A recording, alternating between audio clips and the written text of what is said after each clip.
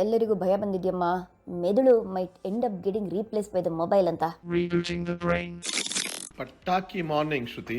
Brain eye hand coordination ಬಗ್ಗೆ ಇನ್ನೊಂದು ಉದಾಹರಣೆ ಕೊಡ್ತೀನಿ. ನಿಮ್ ರೈಟ್ ಹ್ಯಾಂಡ್ ಇದೆಲ್ಲ ಬಲ್ಗೈ ಏನೋ ಲಕ್ವಾಯ್ತು, ಏನೋ ನರ ಪ್ರಾಬ್ಲಮ್ ಆಯ್ತು, ವೀಕ್ನೆಸ್ ಆಗುತ್ತೆ, ಉಪಯೋಗಿಸಕ್ ಆಗ್ತಾ ಇರಲಿಲ್ಲ, ಆಮೇಲೆ ಫಿಸಿಯೋಥೆರಪಿ, ಆಕ್ಯುಪೇಷನ್ ಥೆರಪಿ ಎಲ್ಲ ಮಾಡ್ಬಿಟ್ಟು ಸರೋಯ್ತು ಅಂತ ಇಟ್ಕೊಳ್ಳಿ, ನಾರ್ಮಲ್ ಅಂತ ಅನ್ಸುತ್ತೆ. ಇವಾಗ ನಿಮ್ ಮುಂದ್ಗಡೆ 3 ಕಪ್ ಆಫ್ ಕಾಫಿ ಇದೆ.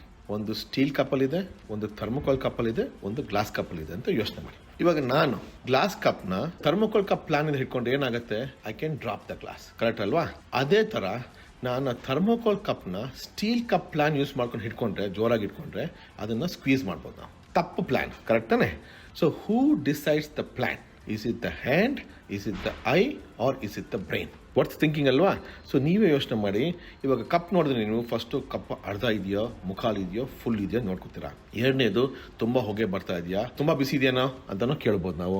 ಅದಾದ್ಮೇಲೆ ಏನು, ಬೆಳ್ ತುದಿಯಿಂದ ಮುಟ್ತೀರಾ, ತುದಿ ಮುಟ್ಬಿಟ್ಟು ಅಯ್ಯೋ ತುಂಬಾ ಬಿಸಿ ಇದೆಯಪ್ಪ, ಸ್ವಲ್ಪ ಹೊತ್ತು ವೇಟ್ ಮಾಡ ಅಂತ ಹೇಳ್ಬೋದು. ಇಲ್ಲದೆ ಇದ್ರೆ ಹುಷಾರಾಗಿ ತಗೋಬಹುದು. ಸೊ ಆ ತರ ಎಲ್ಲ ಪ್ಲಾನ್ ಚೇಂಜ್ ಮಾಡ್ಕೋತೀರಾ, ರಿಯಲ್ ಟೈಮ್ ಫೀಡ್ಬ್ಯಾಕ್ ನೋಡ್ಕೊಂಡು ಆಮೇಲೆ ಬಾಯಿ ಹತ್ತು ತೊಗೊಂಡು ಹೋದ್ಮೇಲೆ ಸ್ವಲ್ಪ ಸಣ್ಣ ಸಿಪ್ ತೊಗೊಂಡ್ಬಿಟ್ಟು ತುಂಬಾ ಬಿಸಿ ಇದೆಯಾ, ನಾಲ್ಗೆ ಸುಟ್ಟು ಹಾಕೋಬಹುದು ಅಂದ್ಬಿಟ್ಟು ನೋಡ್ಕೋತೀವಿ, ಕರೆಕ್ಟ್ ಅಲ್ವಾ? So it's very important. This feed forward feedback loops ನಮ್ಮ ನರ್ವಸ್ ಸಿಸ್ಟಮ್ ಭಾರಿ ಮುಖ್ಯ. ನೀವೇ ಇವತ್ತಿಂದ ಗಮನ ಕೊಡಿ. But brain is an amazing organ. Use it, otherwise you will lose it. Rebooting the brain.